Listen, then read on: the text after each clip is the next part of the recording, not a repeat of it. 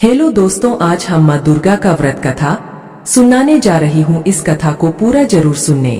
एक गांव में पूजा नाम की एक बूढ़ी महिला अपनी बेटी मीना के साथ रहती थी। बहुत सालों पहले उसके बेटे बहू और पति का सड़क हादसे में देहांत हो गया था। उन दोनों का एक दूसरे के सिवा इस दुनिया में और कोई नहीं था। पूजा माँ दुर्गा की बहुत बड़ी भक्त थी, परंतु मीना को पूजा पाठ और भगवान में कोई भरोसा नहीं था। जय माँ दुर्गा, जय माँ दुर्गा। माँ, तुम हमेशा यह पूजा पाठ करती रहती हो, कितना समय इसमें बर्बाद करती हो, लेकिन इस सब का कोई फायदा नहीं है। क्यों मीना, ऐसा क्यों बोल रही है? बेटा, तुम सुबह शाम अपनी परेशानियां दुर्गा माँ को कहती रहती हो, वो तुम्हारी सुनती भी है? हाँ हाँ, सुनती है बेटा, दुर्गा माँ सभी की सुनती है। अगर ऐसा है माँ, तो उन्होंने आपके परिवार को आपसे दूर क्यों कर दिया? इतनी कम उम्र में मुझसे मेरे माता पिता छीन लिए। नहीं बेटा, ऐसा नहीं कहते। जो कुछ भी होता है भगवान की मर्जी से होता है। सब अपनी अपनी जिंदगी लिखवा कर आते हैं, उसको पूरा होने पर उन्हें जाना ही होता है। अच्छा, तो यह बताओ कि अब तुम माँ दुर्गा से क्या मांग रही हो? कुछ नहीं बेटा, बस अब तो मैं माँ दुर्गा से तेरी खुशियाँ ही मांगती हूँ। तू सेहतमंद रहे, तेरी किसी अच्छे से लड़के से शादी हो जाए, तुझे अपने परिवार के साथ सुखी देख लूँ तो मैं भी चैन से मर सकती हूँ। ऐसा मत कहो दादी, मुझे नहीं करनी कोई शादी बादी, तो आपके साथ रहना चाहती हूँ हमेशा। अरे बेटा बूढ़ी लाचार, कब तक जीऊंगी? तुझे तेरे घर का कर दूं, बस यही प्रार्थना करती हूँ दुर्गा माँ से। ऐसा ना कहो दादी, तुम्हारी खुशी के लिए मैं आज से देवी माँ की पूजा पाठ करना शुरू कर दूंगी। जैसा तुम कहोगी मैं वैसा ही करूंगी। दादी से बात करके मीना वहाँ से चली जाती है और अपने कामों में लग जाए। रात को पूजा सोई होती है, तभी उसे एक आवाज सुनाई देती है। वह चौंक के उठ जाती है। कौन है आप? यहाँ मेरे घर में क्या कर रहे हैं? मैं यम का दूत हूँ और यहाँ तुम्हारे प्राण हरने आया हूँ। तुम्हें मेरे साथ यमलोक चलना होगा। यहाँ आप क्या कह रहे हैं?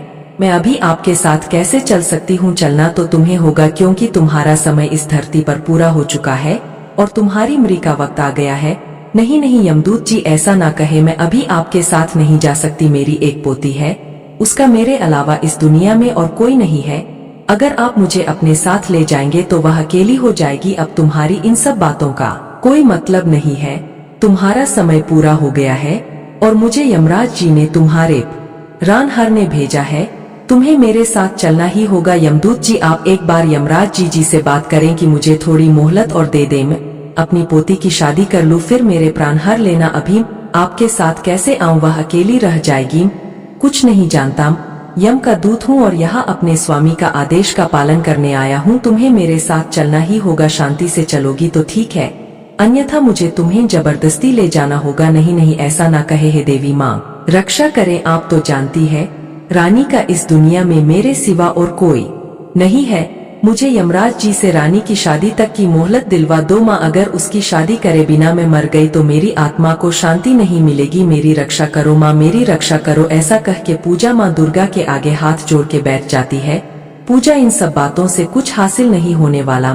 काल का दूत हूँ और तुम्हें साथ चलना ही होगा। तुम काल के दूत हो तो मैं भी महाकाली की भक्त हूँ, वो काल से भी बड़ी है।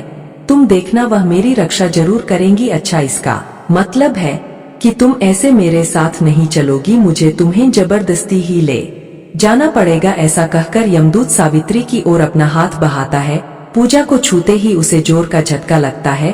अरे यह क्या था? यह झटका कैसा? आज तक मैंने कितने लोगों के प्राण हरे हैं, लेकिन आज तक ऐसा कभी नहीं हुआ। यह कैसी ताकत है? तभी पूजा के कमरे में एक प्रकाश छा जाता है और एक आकाशवाणी होती है। यमदूत, तुम अभी पूजा के प्राण नहीं हरोगे। जब तक मैं आदेश नहीं दूंगी तब तक तुम पूजा को कोई नुकसान नहीं पहुंचाओगे। तुम कौन हो जो मुझे यह आदेश दे रही हो? मैं अपने स्वामी यमराज के अलावा किसी का आदेश नहीं मानता। मैं महाकाली हूँ, मैं सर्वप्रथम शक्तिशाली हूँ। मैं यह सुन यमदूत समझ जाता है और हाथ जोड़कर कहता है, मुझे क्षमा कर दे माता, मैं आपको पहचान नहीं पाया। जैसा आपका आदेश मैं वैसा ही करूंगा। ऐसा कह के यमदूत वहां से चला जाता है और सीधा यमराज के पास पहुंच गया। दूत को अकेला देख यमराज बोले, दूत, मैंने तुम्हें पूजा के प्राण हरने भेजा था, तुम खाली हाथ कैसे लौट आए? तुमने मेरे आदेश की अवहेलना कैसे की? नहीं प्रभु, आपके आदेश अनुसार मैं पूजा के प्राण लेने गया था, लेकिन तभी वहाँ माँ काली प्रकट हुई और बोली, उनके आदेश के बिना मैं पूजा के प्राण नहीं ले सकता। ऐसे में मैं क्या करता? यह कैसे हो सकता है? मैं अपने कार्य करने में आजाद हूँ, कोई भी देवी देवता मेरे विरुद्ध नहीं जाता। तो इस बार माँ काली ऐसा क्यों कर रही है? पता नहीं महाराज, लेकिन मैं उनके आदेश के खिलाफ नहीं जा सकता, इसीलिए खाली हाथ आया हूँ। यदि ऐसा है तो अब मैं खुद पूजा के प्राणों को हरने जाऊंगा और देखता हूँ कि महाकाली मेरे कार्य में बाधा कैसे डालती है और उसके प्राणों की रक्षा कैसे करती है। ऐसा बोलकर यमराज पूजा के प्राण हरने लगते हैं। तभी प्रकाश के साथ वही आकाशवाणी एक बार फिर से होती है, हे यमराज, आप भूल कर रहे हैं, मैंने आपके दूत को यहाँ से भेजा था और कहा था मेरे आदेश के बिना पूजा का बाल भी कोई बाका नहीं करेगा। लेकिन महाकाली, ये तो विधि का विधान है, पूजा का समय पूरा हो चुका है, अब इसे मेरे साथ जाना ही होगा। मैं आपको एक बार फिर चेतावनी दे रही हूँ, मेरी आज्ञा के बिना पूजा के प्राणों को हरने की भूल ना करें। लेकिन यह तो होनी है जो होकर ही रहेगी। यमराज की यह बात सुन मां काली को क्रोध आ जाता है और वह यमराज के शरीर के आकार को बहुत छोटा कर देती है, जिससे यमराज घबरा जाते हैं और भागते हुए शिवजी के पास जाते हैं और शिवजी को सारी बात बताते हैं। मेरी रक्षा करें भोलेनाथ, मेरी रक्षा करें यमराज। आप तो जानते हैं कि दुर्गा समस्त शक्ति है और सभी प्राणियों की रक्षा भी करती है, वही आदि है, वही अंत है। अब आपको इस अभिशाप से मुक्ति पाने के लिए दुर्गा का ध्यान करना होगा, वही आपको मुक्ति दिलाएंगे। ठीक है प्रभु, आप जैसा कहते हैं मैं वैसा ही करूँगा। कल से नवरात्रि प्रारंभ हो रहे हैं। देवी दुर्गा को प्रसन्न करने के लिए आप 9 दिनों तक देवी दुर्गा का ध्यान करें, वही आपको इस कष्ट से मुक्ति दिला सकती है। फिर यमराज शिवजी के कहे अनुसार मां दुर्गा का ध्यान आरंभ कर देते हैं। उधर अगले दिन सुबह पूजा की नींद खुलती है। हे मां दुर्गा, यह कैसा स्वप्न था। आज नवरात्रि का पहला दिन है। पूजा सुबह सुबह पूजा पाठ में लग जाती है। मीना को भी अपने साथ नवरात्रि की पूजा कराती है। उधर यमराज की 9 दिनों की उपासना से प्रसन्न होकर मां दुर्गा यमराज के सामने प्रकट होती है। हे यमदेव, मैं आपकी आराधना से प्रसन्न हूँ, कहे क्या वरदान मांगना चाहते हैं। हे देवी माँ, मैंने अनजाने में आपकी अवहेलना करी है, मुझे क्षमा करे माँ, मेरी भूल को माफ करे माँ, मुझे मेरा पहले वाला शरीर प्रदान करें। यमराज, मैं आपके पश्चाताप को देखकर आपकी भूलों को क्षमा करती हूँ और आपको आदेश देती हूँ, जब तक पूजा की पोती की शादी नहीं हो जाती आप उसके प्राणों को नहीं हरें। जैसी आपकी आज्ञा। देवी माँ की कृपा से यमराज को अपना पहले वाला शरीर पुनः प्राप्त हो जाता है। उधर कुछ ही दिनों में पूजा अपनी पोती का एक भले लड़के से विवाह कर देती है, जिसके बाद यमराज एक बार फिर पूजा के प्राण हरने आते हैं। पूजा, चलो तुम्हारा समय पृथ्वी पर समाप्त हुआ, अब तुम्हें मेरे साथ चलना होगा। है यमराज, अब मेरी सभी जिम्मेदारियां खत्म हो गई है। मीना का विवाह हो गया है और मां दुर्गा की कृपा से वह अपने परिवार में सुखी है। अब मैं आपके साथ चैन से चल सकती हूँ। हाँ पूजा, जैसी कृपा तुम पर मां दुर्गा की हुई है वैसे तो सभी पर हो। जय मां दुर्गा। यह कहानी है मां दुर्गा की भक्त पूजा की, जो अपने पति विवेक और 2 बच्चों के साथ हंसी खुशी रहा करती थी। माता दुर्गा की कृपा उस पर और उसके परिवार पर बनी हुई थी। विवेक का रोजगार भी अच्छा चल रहा था, दोनों के बच्चे अच्छे स्कूल में पढ़ते थे, वो लोग एक खुशहाल जीवन जी रहे थे। पूजा, मैंने कमरे के टेबल पर तुम्हारे लिए कुछ पैसे रख दिए हैं, शाम को मैं जल्दी आऊंगा, तुम सब तैयार रहना, बाहर खाना खाने चलेंगे। विवेक अभी 2 दिन पहले ही तो बाहर खाना खाने गए थे, बच्चों के एग्जाम्स है, लेट हो जाता है, घर पर ही कुछ अच्छा सा बना दूंगी। अच्छा तो तुम ऐसा करना, घर पर कुछ मत बनाना, मैं आते समय बाहर से ही खाना ले आऊंगा। शाम को राजेश खुशी खुशी खाना लेकर घर वापस आता है। पूजा, पूजा कहाँ हो तुम, जल्दी बाहर आओ। आ रही हूँ। क्या हुआ विवेक, बहुत खुश नजर आ रहे हो, बात ही कुछ ऐसी है। सबसे पहले तुम मुंह मीठा करो, ये लो, अब बताओ भी क्या बात है, किस बात से तुम इतने खुश हो। मैं तुम्हें क्या बताऊं सरिता, आज मुझे एक बहुत बड़ी उपलब्धि हासिल हुई है। मेरे बिजनेस में एक बहुत बड़े ऑर्डर का इंतजार कर रहा था, आज वो ऑर्डर मुझे मिल गया है और इसके बाद तुम देखना मेरी कंपनी का नाम बुलंदियों पर होगा। मैं बहुत खुश हूँ पूजा, बहुत खुश हूँ। अरे वाह विवेक, ये तो बहुत अच्छी खबर है, सब माता दुर्गा की कृपा से हुआ है, बस इसी तरह माता का आशीर्वाद हमारे परिवार पर बना रहे। जय माँ शेरा वाली। हाँ पूजा, बिल्कुल सही कहा तुमने, कल सुबह सबसे पहले माँ दुर्गा के मंदिर जाकर प्रसाद चढ़ाकर आएंगे। विवेक और पूजा का परिवार एक खुशहाल जिंदगी जी रहा था, इस बात से अनजान कि उनकी खुशियों को बहुत जल्दी नजर लगने वाली थी। अगले दिन राजेश के ऑफिस में इंटरव्यू देने ऋतु आई में आई कम इन सर। आइए सर, आप क्या सेक्रेटरी की पोस्ट के लिए इंटरव्यू देने आई हूँ, मुझे इस काम का 3 साल का एक्सपीरियंस है। विवेक ने सोनी को देखते ही काम पर रख लिया। अब धीरे धीरे विवेक और सोनी करीब आने लगे, वह ज्यादा से ज्यादा समय एक दूसरे के साथ बिताने लगे। समय के साथ विवेक में बदलाव आने लगता है, विवेक आज तुमने बहुत देर कर दी, बच्चे कब से तुम्हारा इंतजार कर रहे थे।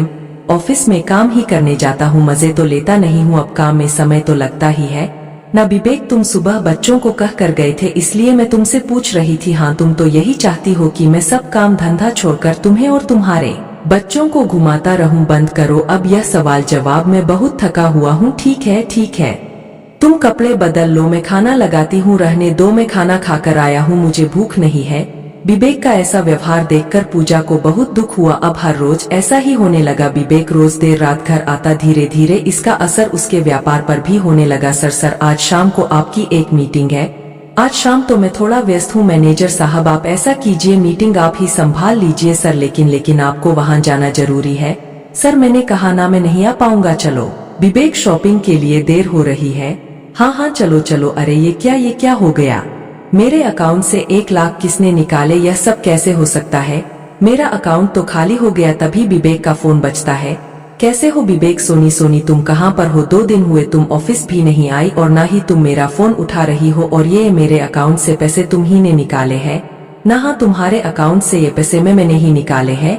और अब तुम्हारे यह पैसे लेकर मैं इंडिया छोड़कर जा रही हूँ, तो मुझे ढूंढ भी नहीं पाओगे। बाय हे भगवान, अब यह क्या हो गया? अब मैं क्या करूँगा भगवान? मैं तो बर्बाद हो गया। राजेश पूरी तरह कंगाल हो चुका था, उसका व्यापार भी बंद हो गया था। बच्चों की फीस देने के लिए उनके पास पैसे नहीं थे। जो थोड़ा बहुत बचा कुचा पैसा था, उससे वो 2 वक्त की रोटी खा रहे। पूजा मुझे माफ कर दो। पूजा, यह सब मेरे ही पाप कर्मों का फल है जो तुम सब भी भुगत रहे हो। मुझसे बहुत बड़ी गलती हो गई। पूजा उस सोनी की बातों में आ गया और गलत रास्ते पर चला गया।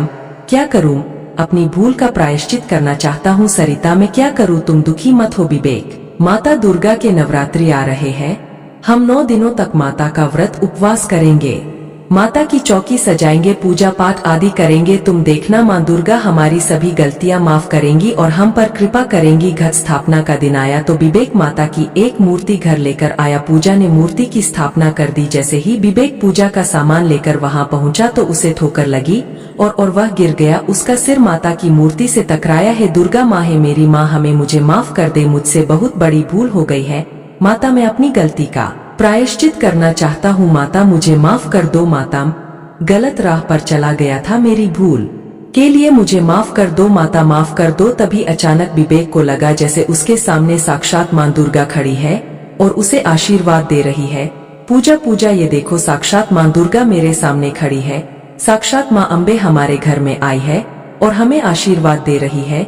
जय माँ दुर्गा, जय माँ अम्बे। है माँ दुर्गा हमारी भूल माफ करने, हम राह भटक गए थे। माता आप अंतर्यामी है, आप ममतामयी माता है, हमारी भूल माफ कर दे माँ। इस तरह वह दोनों माता के पूरे 9 दिनों के नवरात्रों के व्रत रखते हैं। 9वीं के दिन राजेश के पास पुलिस चौकी से फोन आता है कि सोनी पकड़ी गई। विवेक दौड़ा दौड़ा पुलिस स्टेशन पहुँचता है। विवेक जी, यह वही सोनी है जिसने आपके पैसे चुराए थे और हमने इसको पकड़ लिया। सर आपको कहाँ मिली? यह अपने साथियों के साथ देश छोड़कर भागने की तैयारी कर रही थी, तभी हमने इसको पकड़ लिया। आपको यह जानकर हैरानी होगी, इसने आपके जैसे कई व्यापारियों को ठगा है। सर मेरे पैसे? हाँ, इसने हमें बता दिया है कि सारे पैसे इसने कहाँ रखे थे। 2 दिन में आपको आपके पैसे मिल जाएंगे। विवेक खुशी खुशी घर वापस आता है और पूजा को सारी बात बताता है। वह दोनों माँ दुर्गा के आगे हाथ जोड़कर खड़े हो जाते हैं।